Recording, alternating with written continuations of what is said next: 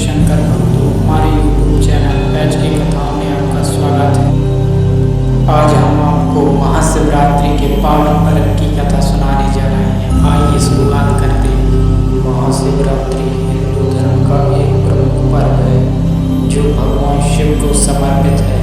इसे फाल्गुन मास की कृष्ण पक्ष की चतुर्दशी को मनाया जाता है। यह शिव और शक्ति के मिलन का पावन पर्व है तथा शिव भक्तों के लिए अत्यंत शुभ माना जाता है। इस दिन रात्रि जागरण, व्रत और शिवलिंग का पूजन विशेष महत्व रखता है। शिव पुराण के अनुसार महाशिवरात्रि के पीछे अनेक कथा प्रचलित हैं जो इस प्रकार हैं। शिव पुराण के अनुसार जब सृष्टि का प्रारंभ हुआ तब भगवान विष्णु और ब्रह्मा में यह विवाद हुआ कि दोनों में श्रेष्ठ कौन है। इस विवाद को सुलझाने के लिए भगवान शिव ने एक विशाल अग्नि स्तंभ का रूप धारण किया जो अनंत आकाश में फैल गया। ब्रह्मा और विष्णु ने इसका आदि और अंत जानने का प्रयास किया। भगवान विष्णु वराह का रूप धारण कर पाताल में गए, जबकि ब्रह्मा हंस का रूप धारण कर आकाश में गए। कई वर्षों तक प्रयास करने के बावजूद कोई भी अग्नि का स्तंभ का अंत नहीं पा सका।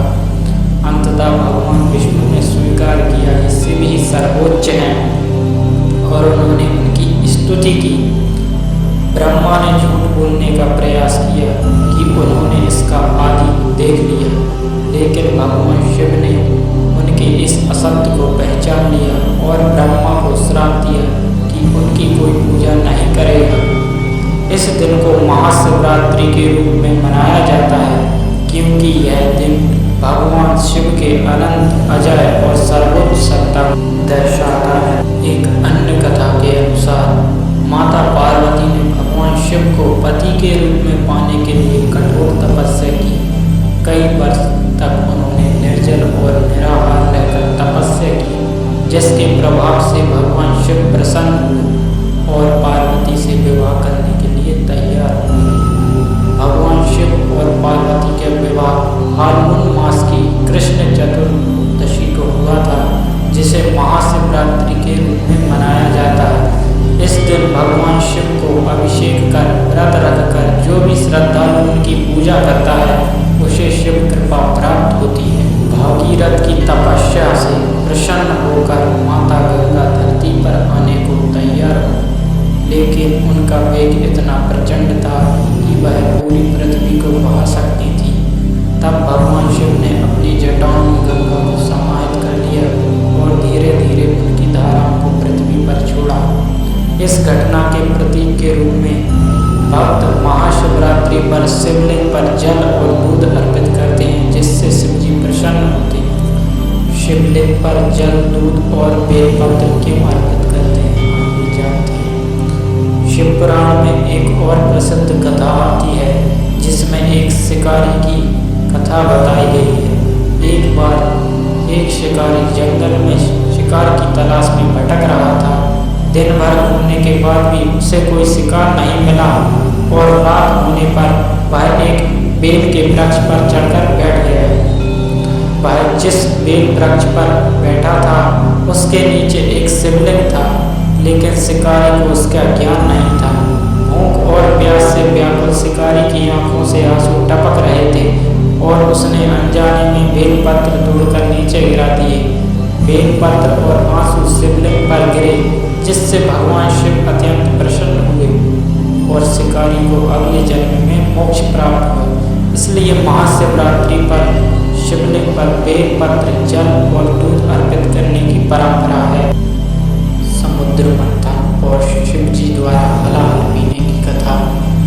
समुद्र मंथन के दौरान जब अमृत प्राप्ति के लिए देवता और असुरों ने समुद्र का मंथन किया, तब समुद्र से सबसे पहले भयंकर विष निकला, जिससे समस्त सृष्टि के नष्ट होने का भय उत्पन्न हो गया।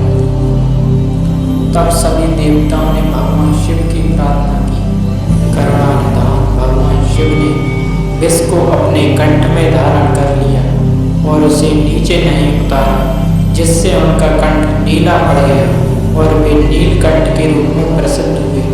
कहते हैं कि यह घटना महाशिवरात्रि के दिन हुई थी, इसलिए इस दिन शिवलिंग पर जल दूध चढ़ाने की परंपरा है, जिससे भगवान शिव का विष का प्रभाव शांत हो सके।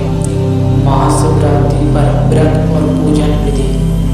महाशिवरात्रि के दिन 4 प्रहर की पूजा का विशेष महत्व है। स्नान करके स्वच्छ वस्त्र धारण करें और भगवान शिव का ध्यान करें। शिवलिंग का अभिषेक करें। जल दूध दही घी शहद और गंगा जल से स्नान कराएं। बेलपत्र धतूरा पाक फूल और फल अर्पित करें। शिव मंत्रों का जाप करें। ओम नमः शिवाय का 108 बार जाप करें। रात्रि जागरण।